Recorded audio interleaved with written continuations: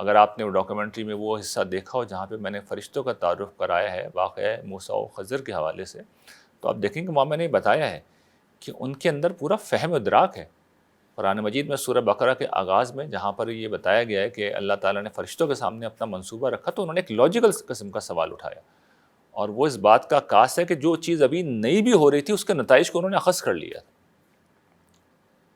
تو وہ پوری طرح باصلاحیت، باشعور، با اختیار قسم کی مخلوق ہے، لیکن اپنے اختیار کو اللہ تعالیٰ کی مرضی کے مطابق استعمال کرتے ہیں، اور بہت سے ڈیسیجن لگتا ہے کہ خود لے رہے ہوتے ہیں، اللہ تعالیٰ کی مرضی کو جان کے، اللہ سے بہت قریب ہے۔ تو اس درجے کی مقرب ہستیاں ہیں جن کی اللہ تعالیٰ کی بارگاہ میں رسائی ہے، تو لوگوں نے انہیں پرستش کا موضوع بنا لیا تھا۔ تو جس وقت آپ میں یہ شوق پیدا ہوگا کہ رکعت کو طویل کروں، تو اب قرآن آپ یاد کرنا شروع کریں گے، سمجھیں گے بھی۔ اس کے ساتھ جس وقت اب آپ طویل رکعت کریں گے، اور طویل پھر اس میں رکوع بھی شرط ہے، طویل سجود بھی شرط ہیں، تو تھوڑے عرصے میں آپ پہ ایک انکشاف ہوگا۔ وہ یہ ہے کہ آپ اس نماز میں اللہ تعالیٰ کا رسپانس دیکھنا شروع کر دیں گے۔ شروع میں مشکل ہوگی، آپ کو ہمت کرنی پڑے گی، اس لیے میں بتا رہا ہوں اس راستے میں پہلے مرحلے میں بہت مزاحمت ہوتی ہے، بہت شیاطین مزاحمت کرتے ہیں، نفس مزاحمت کرتا ہے۔ ایک دفعہ آپ جم جائیں تو آپ دیکھیں گے اللہ تعالیٰ کی توجہ آپ کی طرف ہونے لگے گی، اس کے اثرات آپ کے دل کے اوپر آئیں گے، اس کے بعد ہوگا یہ آپ کو اس میں مزہ آنے لگے گا، آپ کی ایک کیفیت بننے لگی۔ ایک دفعہ یہ بن گئی تو پھر یہ ہر نماز میں یہ چیز حاصل ہوتی چلی جائے گی۔ ایمانیات سے ریلیٹڈ سوال ہے کہ ہم یہ کہہ رہے ہیں کہ قرآن کی روح سے جو ہے وہ پانچ ایمانیات ہیں۔ اس میں پہلا بالکل سمجھ میں آتا ہے کہ اللہ پہ ایمان، دوسرا بالکل سمجھ میں آتا ہے کہ کتابوں پر ایمان، کہ بھئی کتاب سے ہمیں اور قرآن سے ہمیں جو ہے وہ جو بھی کام کرنے کے ہیں وہ ملیں گے۔ رسول اللہ صلی اللہ علیہ وسلم پہ ایمان یا نبیوں پر ایمان کہ ان کی جو سیرت ہے اس پہ ہمیں عمل کرنا ہے۔ چوتھا یوم آخرت پر ایمان کہ بھئی وہ اس کی فلاح میرا۔ جو فرشتوں پر ایمان ہے یہ اتنی بڑی کیٹیگری کیوں ہے کہ اس کو ایمانیات کے اس کے اندر رکھا گیا ہے؟ مطلب اگر یہ نہ ہوتا، اگر لیٹ سے اگر کوئی شخص یہ کہتا ہے کہ بھئی میں فرشتوں کو ایمان کے لیول پر نہیں سمجھتا، اسی طرح ہی ہے جس طرح جن ہے، شیطان بھی تو موجود ہے، تو فرشتے کیوں ایمان کے لیول میں موجود ہیں اس پانچ کے کیٹیگری میں؟ بڑا اچھا سوال ہے یہ، ایک سوال ہے جو ذہنوں میں یقیناً پیدا ہوتا ہے۔ اصل میں اس زمانے میں چونکہ یہ مسئلہ باقی اس طرح نہیں رہا ہے، اس لیے ہمیں اس ایمان کی اہمیت کا اندازہ نہیں ہوتا۔ زمانہ قدیم میں اصل میں ہوا یہ تھا کہ جب مشرکانہ ورلڈ ویو دنیا پر غالب آ گیا تھا، تو شرک کرنے کے لیے جو سب سے بڑی چیز لوگوں کے پاس تھی، یعنی اس میں ایک تو اجرام فلکی تھے، سورج، چاند، ستارے، ان کی لوگوں نے پرستش کی، لیکن یہ بہت بات کی چیز ہے۔ کیونکہ پہلے دن سے نبی بھی آئے ہیں تو فرشتوں کا تصور تو موجود تھا، اس لیے کہ فرشتے جو ہیں وہ ہستیاں ہیں جو خدا سے پیغام پا کے نبیوں تک لاتی ہیں، تو ان کا انیشیل انٹروڈکشن تو اس پس منظر میں شروع سے کرایا جا رہا ہے کہ بھئی تم بھی تو ہمارے جیسے انسان ہو نا، تمہیں خدا نے کیسے مخاطب کر لیا؟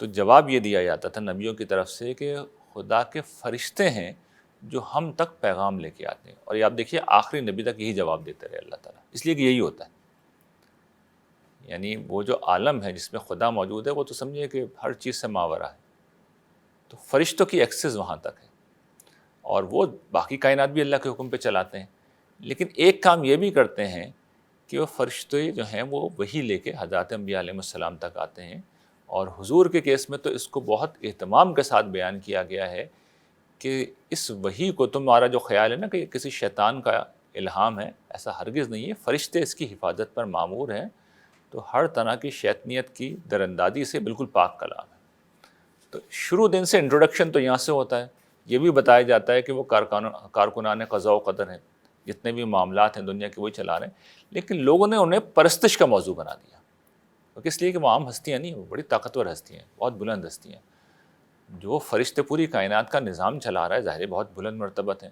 ان کے پاس اتھارٹی بہت زیادہ ہے، ان کے پاس پاور بہت زیادہ ہے، وہ صاحب اختیار بھی ہیں، اگر آپ نے وہ ڈاکیومنٹری میں وہ حصہ دیکھا ہو جہاں پہ میں نے فرشتوں کا تعارف کرایا ہے واقعہ موسیٰ و خضر کے حوالے سے، تو آپ دیکھیں کہ وہاں میں نے یہ بتایا ہے کہ ان کے اندر پورا فہم و ادراک ہے۔ قرآن مجید میں سورہ بقرہ کے آغاز میں جہاں پر یہ بتایا گیا ہے کہ اللہ تعالیٰ نے فرشتوں کے سامنے اپنا منصوبہ رکھا، تو انہوں نے ایک لاجیکل قسم کا سوال اٹھایا، اور وہ اس بات کا عکاس ہے کہ جو چیز ابھی نئی بھی ہو رہی تھی اس کے نتائج کو انہوں نے اخذ کر لیا۔ تو وہ پوری طرح باصلاحیت، باشعور، با اختیار قسم کی مخلوق ہے، لیکن اپنے اختیار کو اللہ تعالیٰ کی مرضی کے مطابق استعمال کرتے ہیں، اور بہت سے ڈیسیجن لگتا ہے کہ خود لے رہے ہوتے ہیں وہ اللہ تعالیٰ کی مرضی کو جان کے، اللہ سے بہت قریب ہے۔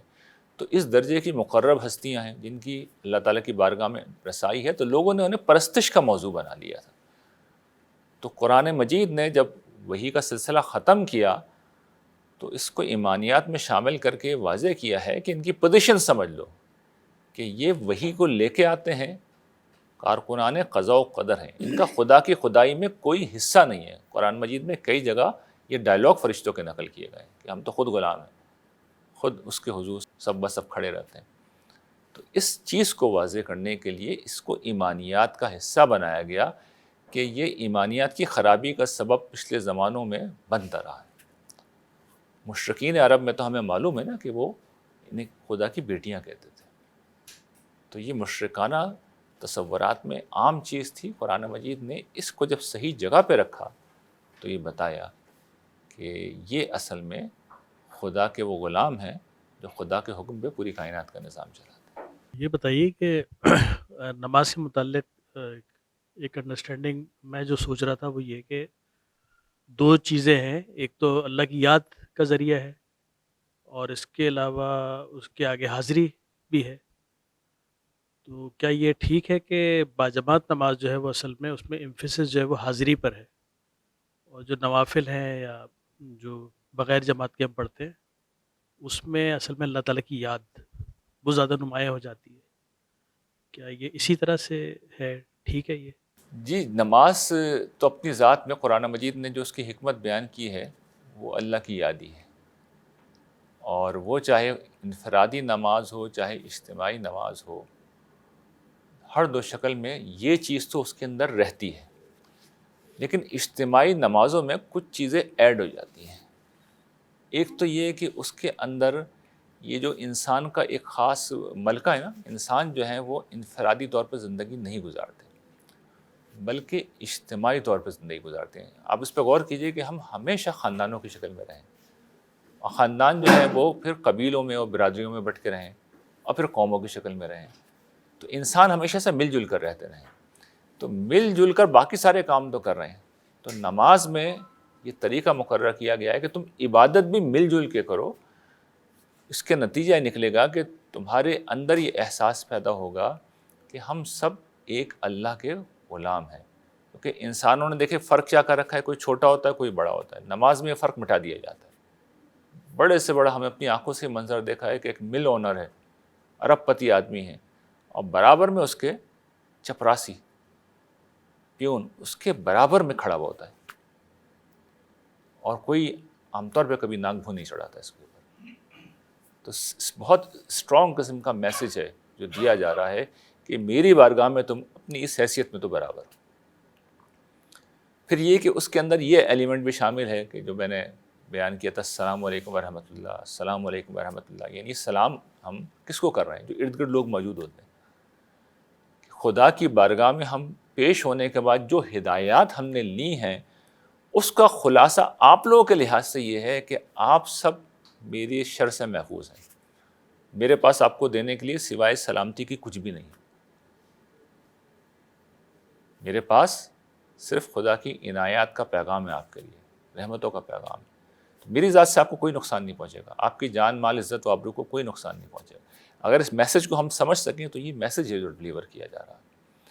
پھر نماز چونکہ جمعے کی نماز اور عیدین کی نماز بھی ہے، اس میں خطبات بھی مقرر کر دیے گئے ہیں، تو اجتماعی تذکیر کا بھی یہ موقع بنا دیا گیا ہے۔ خاص طور پہ حکمرانوں کو ہمارے دین میں یہ ذمہ داری دی گئی ہے کہ وہ اس اجتماعی نظم کو قائم کریں اور پھر خود آ کر وہ اس موقع پر تذکیر کریں، لوگوں کو آخرت کی یاد دہانی حکمران خود کرائیں۔ چنانچہ ہم جانتے ہیں کہ مسلمانوں میں خلفائے راشدین کا یہ طریقہ تھا، اور جو خلافت بنو امیہ کے حکمران تھے ان کا بھی یہ طریقہ تھا، وہ جمعہ خود پڑھاتے تھے۔ بنو عباس کے زمانے میں پھر وہ پیچھے ہٹے ہیں، تو پھر یہ علماء نے یہ ذمہ داری سنبھالی ہے، لیکن اصل میں یہ ان کا کام ہے۔ تو آپ نے حکمرانوں کو بھی عوام سے ملا دیا، تو گویا کہ جو اجتماعیت کے جتنے تقاضے ہیں ان کو آپ نے اس میں نبھانے کی کوشش کی ہے کہ یہ جو نماز ہے یہ گویا کہ ہے تو خدا کی یاد، لیکن خدا کی یاد میں اصل میں آپ کو دنیا چھوڑ کے نہیں جانا، آپ کو رہنا انہی انسانوں کے بیچ میں۔ جب انہی انسانوں کے بیچ میں رہنا ہے تو سب کو اکول حیثیت میں رہنا ہے، میرے لیے سب برابر ہیں، ایک دوسرے کے لیے سلامتی بننا ہے اور ایک دوسرے کے لیے خیر خواہی بننا ہے، نصیحت کرنے والا بننا ہے۔ تو یہ تصورات ہیں۔ پھر اس کے ظاہر بات بڑے ضمنی فوائد ہیں۔ مسجد میں جب جاتے ہیں تو لوگ عام طور پہ ایک دوسرے سے واقف ہو جاتے ہیں، خیر خیریت پتہ چلتی رہتی ہے ایک دوسرے کی، کوئی نہیں آ رہا پتہ چل جاتا ہے اس کا کوئی مسئلہ ہے، تو بڑے فوائد ہیں اس چیز کے۔ تو اصل میں یہ یاد ہی ہے، اجتماعیت میں بھی یاد ہے، لیکن اجتماعی نمازوں میں کچھ بینیفٹس ہیں جو اضافی طور پہ حاصل ہو جاتے ہیں، اس لیے اس کو جو ہے لازمی فرض نہیں کیا گیا، وہ ایک انتہائی پسندیدہ چیز ہے، اس کا اہتمام کرنا چاہیے، اس کی بڑی فضیلتیں بیان ہوئی ہیں، جماعت کی نماز کی بھی اور مسجد میں جانے کی تو بدرجہ اولا بہت فضائل بیان کیے گئے ہیں کہ ہر قدم پر ایک نیکی لکھی جاتی ہے، گناہ مٹایا جاتا ہے، تو یہ ساری فضائل اس باب میں دیے گئے ہیں۔ جماعت کی جو نماز ہے اس کا اجر بعض روایت میں 27 اور بعض میں 49 تک بیان کیا گیا ہے۔ تو فضائل ہیں جو بڑھتے ہیں، رحمتیں برکتیں ہیں جو بڑھتی ہیں، یعنی فرض نہیں کیا گیا اس لیے کہ یہ ہر حال میں پاسبل نہیں ہوتا۔ یہ سوال اس لیے پیدا ہوا کہ مسجد سے کال کی جاتی ہے نا اذان کی شکل کے اندر، تو یہ خیال پیدا ہوا کہ وہاں سے کال کی جا رہی ہے، اس کے جواب میں آپ کو لبیک کہنا چاہیے، یہ اس طرح سے حاضری ہے۔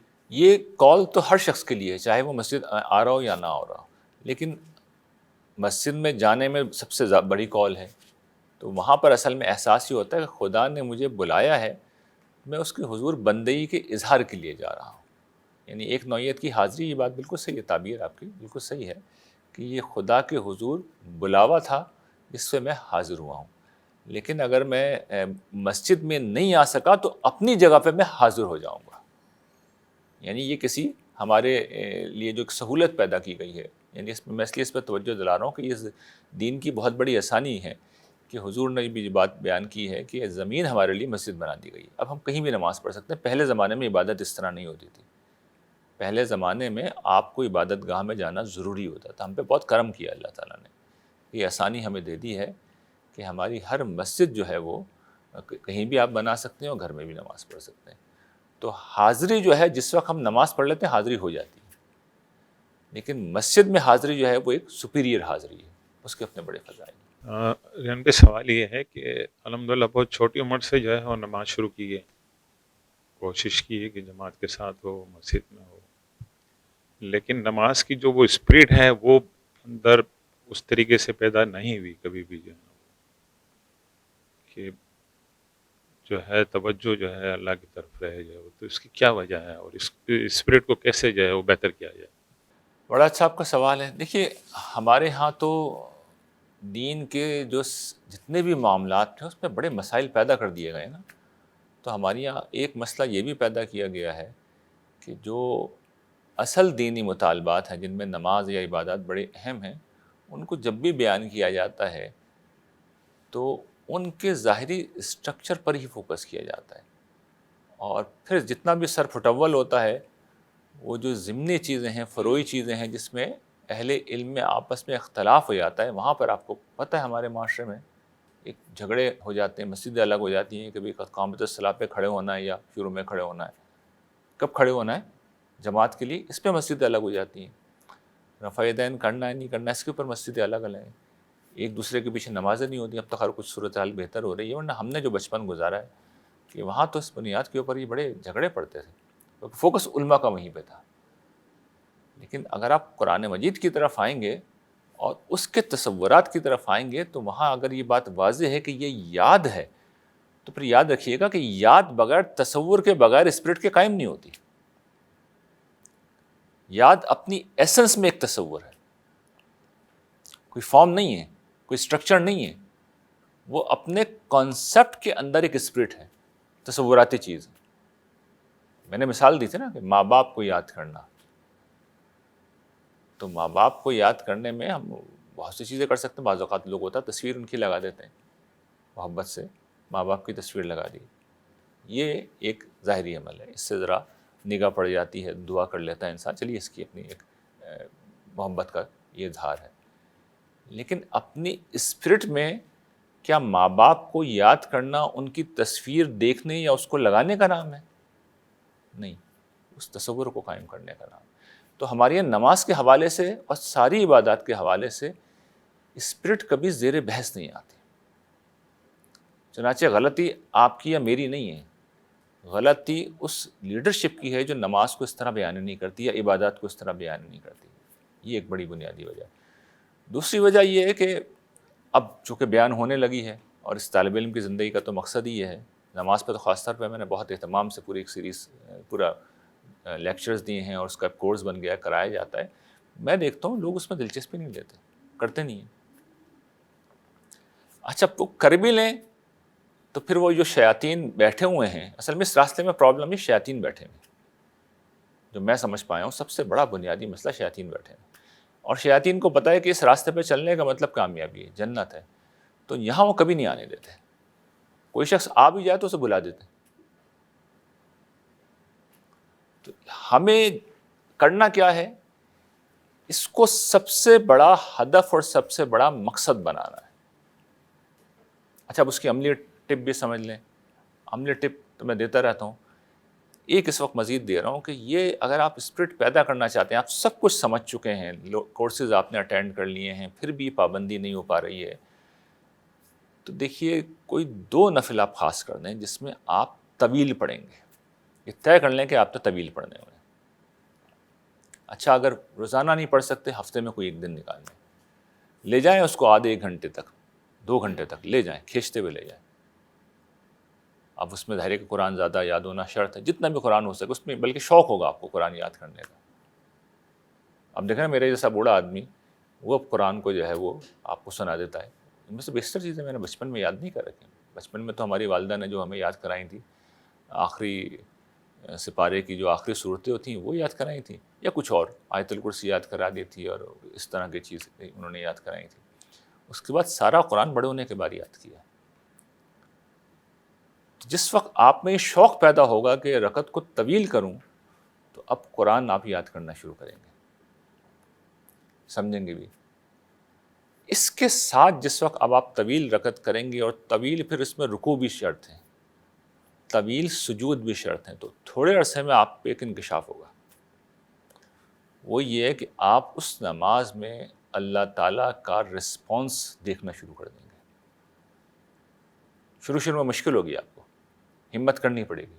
اس لیے میں بتا رہا ہوں اس راستے میں پہلے مرحلے میں بہت مزاحمت ہوتی ہے، شیاطین مزاحمت کرتے ہیں، نفس مزاحمت کرتا ہے. ایک دفعہ آپ جم جائیں تو آپ دیکھیں گے اللہ تعالیٰ کی توجہ آپ کی طرف ہونے لگے گی، اس کے اثرات آپ کے دل کے اوپر آئیں گے. اس کے بعد ہوگا یہ آپ کو اس میں مزہ آنے لگے گا، آپ کی ایک کیفیت بننے لگی. ایک دفعہ یہ بن گئی تو پھر ہر نماز میں یہ چیز حاصل ہوتی چلی جائے گی. پھر وہ جو میں کہہ رہا ہوں نا، آدمی بہت مصروف بھی ہوگا کہیں بہت، تو جس وقت سجدہ کر رہا ہوگا اتنا جملہ کہہ کے آئے گا کہ میں غلام ہوں اور اپنی غلامی کا اظہار کروں. یہ جملہ بھی بہت ہو جاتا ہے. نسلی بات کی جائے نا، یعنی میں اپنی بات کروں تو نہ اتنی قوت ہے، نہ طاقت ہے، نہ اسپرٹ جو ہے حافظہ ہے کہ نماز کو جو ہے وہ طویل کیا جائے، قرآن مجید جو ہے اس کو جو ہے وہ پڑھا جائے. تو میرے لیے تو ممکن نہیں. اس کا بھی آسان سولوشن ہے. چلیے اگر نہیں یاد کر سکتے تو آپ قرآن دیکھ کے پڑھ لیں. قرأت کا مسئلہ تو یہاں سے حل ہو گیا، لیکن رکوع طویل کرنے میں تو آپ اپنی دعائیں کرنا شروع کر دینا، اپنی زبان میں خدا کی حمد کرنا شروع کر دیں، تسبیح تعریف کرنا شروع کر دیں، سجدے میں یہ سب کچھ کرنا شروع کر دیں، قعدے میں یہ سب کچھ کرنا شروع کر دیں. اپنی زبان میں کرنے میں تو کچھ بھی معنی نہیں ہے نا. اچھا نماز کھڑے ہو کے نہیں پڑھی جا رہی، حضور بیٹھ کے بھی پڑھ لی. آخری زمانے میں حضور نے بیٹھ کے پڑھی ہے. یہی نماز ہے، عام نمازیں بیٹھ کے نہیں پڑھتے تھے. تہجد کی نماز میں بیٹھتے تھے حضور، کیونکہ بہت طویل پڑھتے تھے. تو ایک وقت آتا ہے کہ آدمی پوری رات کھڑے ہونے کی، آدھی رات یا 2/3 رات کھڑے ہونے کی اس طرح ہمت نہیں رہتی، یا بعض اوقات طبیعت خراب ہے، ناساز ہے، ہمت نہیں. تو یہ بھی ساری سہولتیں اس نماز میں، ساری سہولتیں. اس میں رکعتیں بھی حضور اپنی سہولت سے پڑھتے تھے. ہمت ہوئی تو طویل رکعتیں 4 6 8 پڑھ لیں، ورنہ 2 بھی پڑھ لیں. بڑی فریڈم رکھی ہے حضور نے اس میں. اس لیے ایک بڑی ذاتی تعلق ہے نا، اصل میں تو نیاز مندی مطلوب ہے اس کے اندر، تو قانون ذرا اس میں فلیکسیبل کر دیا گیا. کوئی فکس تعداد مقرر نہیں کی گئی، کم سے کم 3 بھی پڑھ سکتے ہیں. یہ تہجد کی نماز کے بارے میں بتا رہا ہوں، لیکن میں مزید اس پہ رعایت دے رہا ہوں کہ تہجد کی بھی ہمت نہیں ہے نا، چھوڑیں نا، دن میں پڑھ لیں، جو فرصت کا لمحہ اس میں پڑھ لیں. تنہائی ہونی چاہیے، شرط یہ تنہائی ہونی چاہیے، کوئی ڈسٹرب نہ کر رہا ہو. بیگم نوک کر رہی ہیں، بچے اندر آ رہے ہیں، بھائی بہن موجود ہیں، یہ نماز ایسے میں نہیں پڑھی جا سکتی. اس کے لیے تنہائی شرط ہے، ڈسٹربنس نہ ہونا شرط ہے، یہ شرط ہے، تب فوکس قائم ہوگا. یہ کیا جا سکتا ہے، یہ سب کچھ کیا جا سکتا ہے، اس میں کوئی عذر نہیں ہے. ہمت شرط ہے. میں یہ کہہ رہا ہوں روزانہ نہ کر سکے، ہفتے میں ایک دفعہ آغاز کر دیں. ہفتے میں اللہ نے توفیق نہیں دی، مہینے میں ایک دفعہ کر لیں. لیکن ہمارے یہاں کیا بتائی جاتی ہے، کون سی نماز پڑھائی جاتی ہے؟ ہم صلاۃ التسبیح، یہی نام ہے نا. تو ہم نے بھی بہت پڑھی ہے. کس طرح پڑھتے ہیں، کیا طریقہ ہے اس کا؟ گنتی ہوتی رہتی ہے اس کے اندر. مطلب آدمی مسلسل نماز میں، پوری نماز میں سارا فوکس کاؤنٹنگ پہ رہتا ہے. تو بہت پڑھی ہے ہم نے ماشاء اللہ. سب کو گھاٹ گھاٹ کا پانی پی رکھا، ساری دینداری بچپن سے اختیار کر رکھی ہے، تو یہ سارے کام کر رکھے ہیں. لیکن میں اب آپ کو وہ طریقہ بتا رہا ہوں جو حضور کا طریقہ ہے. تو حضور کے طریقوں کا اختیار کریں، اس کے بڑے غیر معمولی نتائج نکلیں گے. گزشتہ لیکچر میں آپ نے اس کا پریکٹیکل سولوشن ایک بتایا تھا، تو وہ بھی یاد آ گیا. تو وہ یہ تھا کہ اپنی تمام نعمتوں کو آپ شمار کریں، اور کوئی بھی کسی بھی ایک نماز میں کوئی ایک سجدے میں ان سب نعمتوں کو یاد کر لیں. تو یہ بھی بڑا ایک اچھا ہے. نماز میں آپ کو صورتیں اگر حفظ نہیں ہوتی زیادہ، یا باقی چیزیں متاثر ہوتی ہیں، تو میرا خیال ہے کہ یہ نماز میں بھی یکسوئی کا ایک بڑا. جی بالکل. میں نے جب یہ بتایا تھا پچھلے لیکچر میں شکر گزاری میں کہ شکر دل سے ادا کریں، میری بات یہ تھی کہ شکر جو ہے جس وقت ادا کر رہے ہوں تو زبانی کلامی نہ ہو، بلکہ بہت دل کی گہرائیوں سے آ رہا ہو. تو اس کا پھر میں نے بتایا تھا اظہار ہوتا، سمبولیکلی چہرے پہ آثار آتے ہیں، انسان سجدے میں گر جاتا ہے. حضور نوافل پڑھتے تھے، یہ ساری چیزیں جو ہیں وہ ہوتی ہیں. تو پھر میں نے عرض کیا تھا کہ دل میں اگر نہیں ہو رہا احساس، تو احساس پیدا کرنے کے لیے 2 مراقبے کریں. ایک مراقبہ نعمت اور دوسرا مراقبہ محرومی. پھر اس میں بھی پریکٹیکل طریقہ میں نے بتایا تھا کہ بھئی مراقبہ نعمت کرنے کا ٹائم نہیں مل رہا نا، تو کسی نماز کے ایک سجدے کو آپ خاص کر دیں کہ اس میں میں نے، جس میں عام طور پہ آپ سمجھتے ہیں فارغ ہوتے ہیں، کوئی ڈسٹربنس نہیں ہوتی، اس کی ایک رکعت کے ایک سجدے میں نے صرف نعمتیں گننی ہیں اور ہر نعمت پہ شکریہ کہنا ہے. یہ پریکٹیکل ٹپ دی تھی میں نے کہ اگر نہیں ہو رہا، استحضار نہیں ہو رہا نا، بھئی مجھے اندازہ ہے مسائل ہیں، ایسا نہیں ہے کہ آدمی واس کہہ کے لاٹھی مار کے چلا جائے، پریکٹیکل طریقے بتانے چاہیے نا. تو یہ پریکٹیکل طریقہ ہے. اس سے 2 فائدے ہوں گے. یہ کہ آپ نماز میں یہ سارے کام کر رہے ہیں تو ظاہر نماز کا وہ ریوارڈ بڑھ رہا ہے اور اس کا وہ جو خاص کیفیت ہے وہ بڑھ رہی ہے. اور دوسرا یہ کہ نعمت والا معاملہ، شکر گزاری والا معاملہ وہ آپ حاصل کر رہے ہیں. تو نماز چونکہ یاد دہانی ہے، اور میں نے عرض کیا کہ یاد دہانی پھر پورے دین کی ہی ہوتی ہے، تو شکر کی یاد دہانی کا بہترین ذریعہ ہے. اسی طریقے سے آپ کوئی دوسرے سجدے کو لے لیں اور ساری مشکلات اللہ کے سامنے رکھنا شروع کر دیں. ویسے قاعدہ اسی کام کے لیے ہوتا ہے. ہم لوگ یہ کام کرتے نہیں. نمازوں میں جائیں اللہ تعالیٰ سے ساری مسائل ڈسکس کر کے آ جائیں. ہم نہیں کرتے. ہم پرابلم ڈسکس نہیں کرتے اللہ تعالیٰ سے. کرنے چاہیے، اور نماز بہترین ذریعہ ہے. ایک جو آپ تذکرہ کر رہے تھے نا کہ میں والدین کو جب یاد کرتا ہوں تو ان کا ایک تصور میرے ذہن میں آتا ہے. اچھا، اس وقت بھی میرے ذہن میں آیا تھا اور پہلے بھی میرے ذہن میں یہ بات آتی رہتی ہے، میں اللہ کا تصور تو کر ہی نہیں سکتا. اور کبھی کبھار وہ اقبال کا شعر بھی آ جاتا ہے، کبھی ہے حقیقت منتظر نظر آ لباس مجاز میں، تو وہ بھی ایک آتا ہے. پھر اس کے بعد حدیث جبریل میں بھی ہے کہ نماز ایسے پڑھو یا عبادت ایسے کرو، شاید اس کے الفاظ میں تھوڑا سا وہ کر رہا ہوں کہ بھئی جیسے تم اللہ کو دیکھ رہے ہو. تو یہ کبھی کبھار مجھے خود ہوتا ہے کہ یار میں اللہ کو مطلب دیکھنا چاہتا ہوں ایک خشوع کے لیے، لیکن وہ تصور ہی نہیں کر پاتا میں اس کو. تو مجھے ایک کبھی کبھار ایسا لگتا ہے کہ یار ڈسکنیکٹ ہو رہا ہے. یہ میں کیسے کروں اس کو، یا اس کے بارے میں کیا سوچوں؟ دیکھیے اللہ تعالیٰ نے قرآن مجید میں بتایا، اس کو موضوع بنا لیا، بتایا ہے کہ لیس کمثلہ شیء، اس جیسا کوئی نہیں. تو ہم جب تصور باندھتے ہیں کسی انسین کا، تو کسی مماثل چیز سے، ملتی جلتی چیز سے تصور باندھتے ہیں. خدا کو دیکھا تو نہیں ہے نا، اس جیسا کوئی ہے ہی نہیں، تو پھر اس کا تصور باندھا نہیں جا سکتا۔ اچھا وہ پھر جسم سے ماورا ہے، وہ زمان و مکان سے ماورا ہے، تو اس کی ذات کا کوئی تصور ہم قائم نہیں کر سکتے، یہ کسی مخلوق کے لیے ممکن نہیں ہے۔ تو قرآن نے اس کا الٹرنیٹ ہمیں دیا ہے، اور وہ یہ کہ ہم اپنے والدین کو جب یاد کرتے ہیں تو ہم اس میں کوئی شک نہیں کہ ان کی شکل کا تصور بھی ہمارے ذہن میں آتا ہے، لیکن کیا ہمیں ان کی باتیں یاد نہیں آتی، ان کی مہربانیاں یاد نہیں آتی؟ وہ بھی آتی ہیں۔ اس مامتا کا لمس یاد آتا ہے نا، وہ آواز بھی یاد آتی ہے، جس طرح وہ ہمیں مخاطب کرتے تھے وہ بھی یاد آتا ہے۔ تو یہ ساری چیزیں ہمارے حافظے میں ہوتی ہیں۔ تو قرآن مجید نے ہمیں یہ سکھایا ہے کہ اس کی صفات کا تصور تو تم کر سکتے ہو نا، وہ رحمان ہے، وہ رحیم ہے۔ اچھا اس کی ریپرزنٹیشن اس دنیا میں ہو رہی ہے۔ یہ جو پانی ہم پی رہے ہیں، خدا اگر رحیم نہیں ہوتا، وہ رحمان نہیں ہوتا، یہ پانی وجود میں نہیں آ سکتا تھا، اور نہ ہمیں مستقل مزاجی کے ساتھ مل سکتا ہے۔ یعنی جس طرح تواتر سے ہر سال بارشیں ہوتی ہیں، ابھی دیکھیں نا پچھلے دنوں 5-6 مہینے بارشیں نہیں ہوئیں اسلام آباد وغیرہ میں، کراچی میں تو خیر ہوتی ہی نہیں ہیں، لیکن وہاں نہیں ہوئی تو سب کی طبیعت صاف ہو گئی۔ تو خدا کی عنایات کا ظہور ایک طرف وہ رحمان و رحیم قرآن یہ بتاتا ہے، دوسری طرف قرآن یہ بتاتا ہے کہ تم اس کی عنایات کو دیکھو، اپنے جسم پہ نظر ڈالو، اپنے اطراف پہ نظر ڈالو، نعمتیں ہی نعمتیں نظر آئیں گی۔ تو تصور ان چیزوں کا ہونا چاہیے۔ اصل میں اس پہ میں اگلے لیکچر میں، کیونکہ ذکر کے ساتھ جو دوسری چیز ہے وہ فکر ہے، تفکر ہے، اس میں بہت ڈیٹیل میں بتاؤں گا کہ یہ کیسے کرنا ہے، کیونکہ ذکر کے لیے ضروری ہے کہ ہمیشہ انسان کا فکر کے پہلو ٹھیک ہو۔ تو وہ اگلے لیکچر کا جو کہ موضوع ہے، لیکن خلاصہ یہ سمجھ لیجئے کہ قرآن مجید نے اللہ تعالیٰ کی صفات کا تصورات ہمیں جو دیا ہے، اور کائنات کو اس کے ایک ریپرزنٹیشن کے طور پہ پیش کر کے بتایا کہ دیکھو سب کچھ تو ہو رہا ہے، وہ رحمان ہے، اس کی رحمت کے جلوے ہر جگہ بکھرے ہوئے ہیں، وہ کریم ہے، اس کا کرم تم دیکھتے ہو، وہ محبت کرنے والا ہے، اس کی محبت کے نمونے تم دیکھتے ہو۔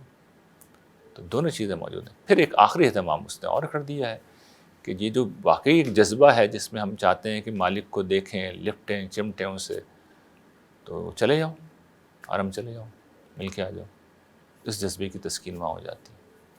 تو وہاں آپ چلے جائیں، اور وہاں جائیں گے تو یہ چیز آپ کو پوری طرح مل جائے گی۔ انفارچونیٹلی اب اس میں جس طرح انتظامی طور پہ انہوں نے مسائل پیدا کر دیے ہیں، تو اب وہ چیز اس طرح حاصل نہیں ہوتی، ورنہ ہم نے تو الحمدللہ وہ وقت بہت گزارا ہے جس میں آپ حرم میں رہتے تھے اور کوئی رکاوٹ نہیں ہوتی تھی، آپ بیٹھے ہوئے ہیں۔